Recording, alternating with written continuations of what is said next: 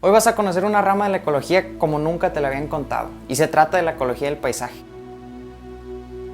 Como sabemos, existe un enfoque del estudio del medio ambiente que se centra en la relación entre los factores bióticos, como pueden ser los animales o las plantas, con los abióticos como el clima o el agua, pero sobre un mismo ecosistema, es decir, donde las mismas características se repiten una y otra vez. Y bueno, esto puede sonar muy simple, pero es aquí donde viene lo interesante. Resulta que este enfoque en un solo ecosistema ha servido para la preservación y protección de la naturaleza. Pero el problema viene cuando, por ejemplo, se construye una carretera y queremos ver cuáles son los impactos o de qué manera va a afectar a todo el medio que lo rodea. Y es en este momento en el que nos damos cuenta de que algo está faltando, porque una carretera no atraviesa un solo ecosistema. Dependiendo de su longitud puede atravesar diferentes climas, biomas. Y si nos basamos en ese estudio de un solo ecosistema, va a ser muy difícil que entendamos las dinámicas que ocurren entre los ecosistemas que la carretera atraviesa, y el papel que juegan otras áreas que a lo mejor no forman propiamente un ecosistema, como por ejemplo un campo de cultivo, pero que también tienen una gran influencia en estas dinámicas. Y es de esta manera como las carreteras estaban dejando al enfoque de la ecología clásica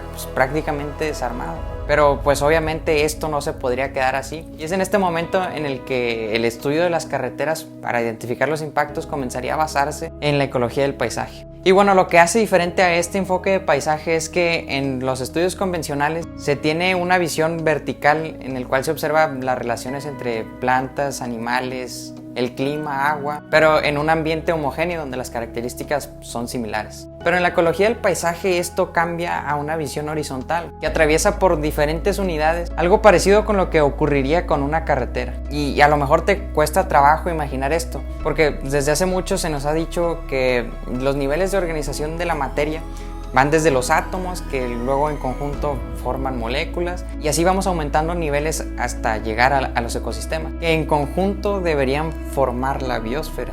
Pero es en este punto en el que encontramos algunas piezas faltantes. Estamos hablando del paisaje y las regiones, y ahora sí la biosfera. Así tenemos que al paisaje lo conforman unidades que se diferencian unas con otras. Por ejemplo, en un paisaje podríamos distinguir desde una carretera, un campo de cultivo, un río, una zona boscosa, que no son más que pequeñas unidades homogéneas que bajo la ecología clásica llamaríamos a cada una de estas un ecosistema. El paisaje, así en pocas palabras, sería el conjunto de estas unidades o ecosistemas. Aunque luego se podría pensar que como el paisaje es el conjunto de ecosistemas, solamente existe un paisaje en toda la biosfera, y entonces este nivel de clasificación no tendría sentido. Pero la verdad es que no, porque aún en este nivel podemos identificar diferencias muy marcadas entre un paisaje y otro. Aquí te va la explicación. En un paisaje verás un conjunto de unidades con características diferentes, pero cualquiera que sea tu campo de visión, en esencia estarás viendo los mismos componentes, es decir, un mismo arreglo. Como en esta imagen puedes observar que esos mismos componentes se repiten una y otra vez. Y es en el momento en el que comenzamos a encontrar elementos completamente diferentes, como por ejemplo edificios, centros comerciales,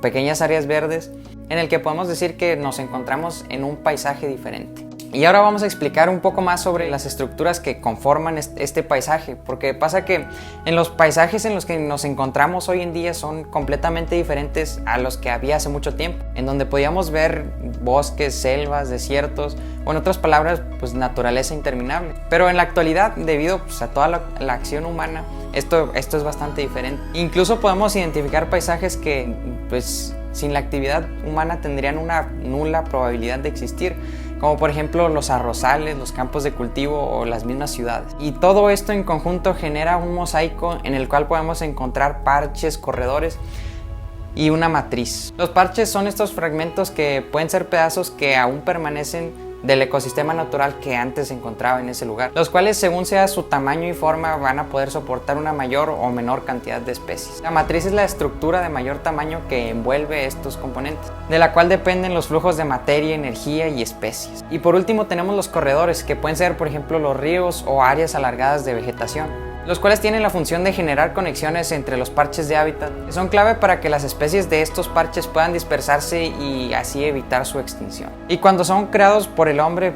con fines de conservación, siguen todo un proceso de diseño y demás que veremos en un próximo video. Y bueno, gracias por ver el video. Si te gustó, dale like, suscríbete y todo eso, y nos vemos en el siguiente.